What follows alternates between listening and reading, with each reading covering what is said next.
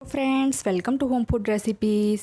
આજે આપણે બનાવશું ચાસણીની ઝંઝટ કર્યા વગર ફક્ત 3 થી 4 જ વસ્તુનો યુઝ કરીને બિલકુલ મીઠાઈની દુકાન જેવો જ કોપરા પાક, જેને તમે કોઈ પણ વાર તહેવાર ઉપર બનાવીને ખાઈ શકો છો. આ કોપરા પાક બનાવવામાં ખૂબ જ ઓછો સમય લાગે છે અને ખાવામાં પણ એકદમ ટેસ્ટી હોય છે. વાર તહેવાર વગર પણ કંઈક મીઠું ખાવાનું મન કરે ત્યારે તમે આ કોપરા પાક બનાવી શકો છો, જેને નારિયેલની બરફી પણ કહે છે. તો ચલો એને બનાવવાનું શરૂ કરીએ. કોપરા પાક બનાવવા માટે અહીંયા મેં 2 નંગ નારિયેલને તોડીને એની પાછળની બ્રાઉન સ્કિન હટાવીને આ રીતના નાના નાના ટુકડામાં એને સમારી લીધું છે અને એકવાર મેં એને બરાબર ધોઈ લીધું છે. 2 નંગ નારિયેલ મળીને 320 ગ્રામ જેટલું નારિયેલ થયું છે અને નારિયેલને તોડ્યા પછી એની બ્રાઉન સ્કિન હટાવ્યા પછી મેં એને વેટ સ્કેલમાં માપ્યું હતું તો 320 ગ્રામ થયું છે. હવે આ બાઉલને હટાવીને આપણે અહીંયા એક મોટું મિક્સર જાર મૂકી દઈશું. એમાં આપણે નારિયેલના બધા જ ટુકડા એડ કરવાના છે. આપણે આને વગર પાણીએ સહેજ અધકચરું રહે એ રીતે પીસી લેવાનું છે, કારણ કે નારિયેલમાં પણ દૂધ હોય છે તો એમાં જ એ પીસાઈ જશે. અહીંયા તમે જોઈ શકો છો કે નારિયેલને મેં વગર પાણી નાખીએ સહેજ અધકચરું રહે એ રીતે પીસી લીધું છે. આપણે આને એકદમ બારીક નથી પીસવાનું. હવે ગેસ ઉપર એક પેન ગરમ કરવા મૂકીશું. એની અંદર આપણે પીસેલું નારિયેલ એડ કરી દઈશું. અહીંયા હું નારિયેલને કપમાં ભરીને જ નાખું છું, જેથી આપણને ખબર પડે કે કેટલા કપ થાય છે. તો 3 કપ જેટલું નારિયેલ થયું છે. એ સિવાય 1 થી 2 ચમચી મિક્સર જારમાં રહી ગયું છે, એને પણ આપણે ઉમેરી દઈએ. તો 2 નંગ નારિયેલમાંથી 3.25 કપ જેટલું નારિયેળનું છીણ મળશે આપણને.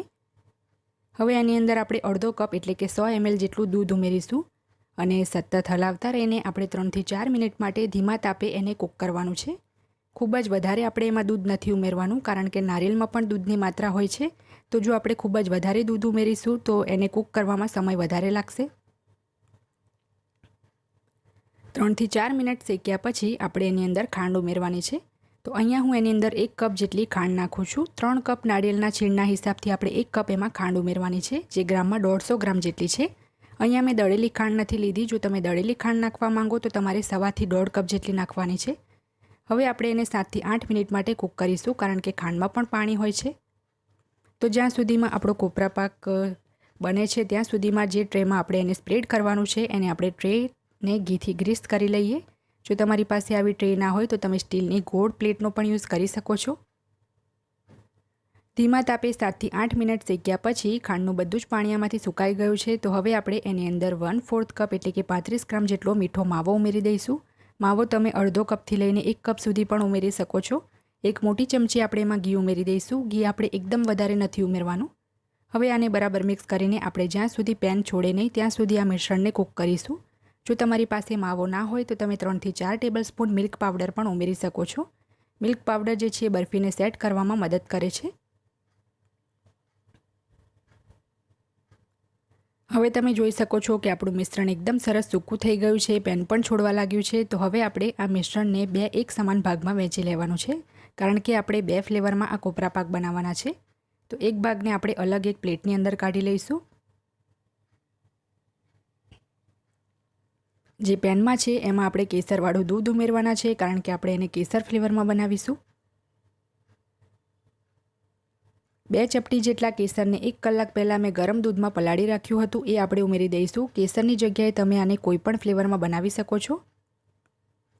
તો બરાબર આપણે આને મિક્સ કરી લઈશું અને 1 મિનિટ માટે કૂક કરીશું, જેથી આપણે જે દૂધ નાખ્યું છે 1 ટેબલસ્પૂન એ પણ સુકાઈ જાય.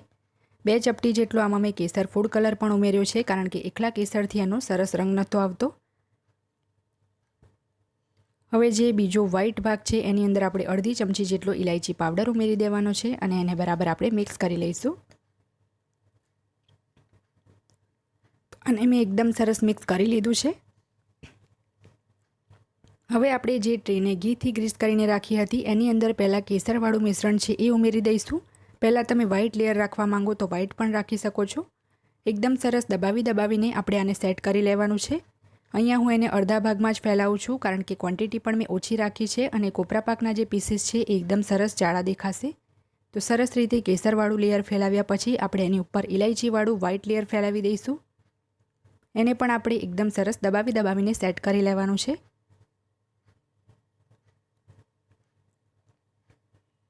આ કોપરા પાકને તમારા મનપસંદ કોઈ પણ ફ્લેવરમાં તમે બનાવી શકો છો. અહીંયા મેં એને કેસર અને ઇલાયચી ફ્લેવરમાં બનાવ્યો છે.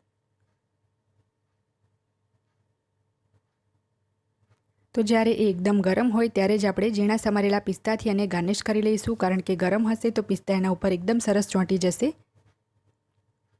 એને પણ આપણે દબાવી દેવાનું છે અને રૂમ ટેમ્પરેચર પર આપણે એને અડધો કલાક માટે સેટ થવા દઈશું. અડધો કલાક પછી આપણે એની અંદર ચપ્પુથી આ રીતે નિશાન લગાવી દઈશું અને એ પછી આપણે અડધો કલાક માટે એને ફ્રીજમાં રાખી દેવાનું છે, જેથી એકદમ સરસ એ સેટ થઈ જાય. અડધો કલાક પછી આપણો કોપરા પાક સરસ સેટ થઈ ગયો છે. તો હવે આપણે એને બહાર કાઢી લઈશું. અહીંયા તમે જોઈ શકો છો કેટલો સરસ આપણો કોપરા પાક બન્યો છે અને જે લેયર છે એ પણ બંને એકદમ સરસ આમાં દેખાય છે. તમે ચાહો તો આને પિસ્તાને બદલે સિલ્વર વરખથી પણ ગાર્નિશ કરી શકો છો. તો આને એક પ્લેટમાં મૂકી દઈશું અને બાકીના બધા જ પીસ આપણે આ જ રીતે કાઢી લઈશું. જો તમે એને ફ્રીજમાં નહીં મૂકો તો પણ એકદમ સરસ સેટ થઈ જાય છે, પણ જો તમારી પાસે સમય ઓછો હોય અને ઉતાવળ હોય તો તમે ફ્રીજમાં રાખીને અડધો કલાક રાખીને એને સેટ કરી શકો છો. તો આ દિવાળી ઉપર તમે પણ આ કોપરા પાકને ચોક્કસથી તમારા ઘરે ટ્રાય કરજો. ફ્રેન્ડ્સ, જો તમને મારી આજની આ કોપરા પાકની એટલે કે નારિયેળની બરફીની રેસીપી પસંદ આવી હોય તો મારા વિડીયોને લાઇક અને શેર કરી ચેનલને સબસ્ક્રાઇબ કરવાનું ના ભૂલતા. સબસ્ક્રાઇબ બટનની બાજુમાં જે બેલ આઇકન છે એને પણ દબાવજો, જેથી તમને મારા દરેક નવા વિડીયોની નોટિફિકેશન મળતી રહે. અને જો તમારે મારો આ જ વિડીયો હિન્દીમાં જોવો હોય તો એની પણ મેં લિંક નીચે ડિસ્ક્રિપ્શન બોક્સમાં આપી દીધી છે. તો મળીએ નેક્સ્ટ વિડીયોમાં. ત્યાં સુધી આવજો.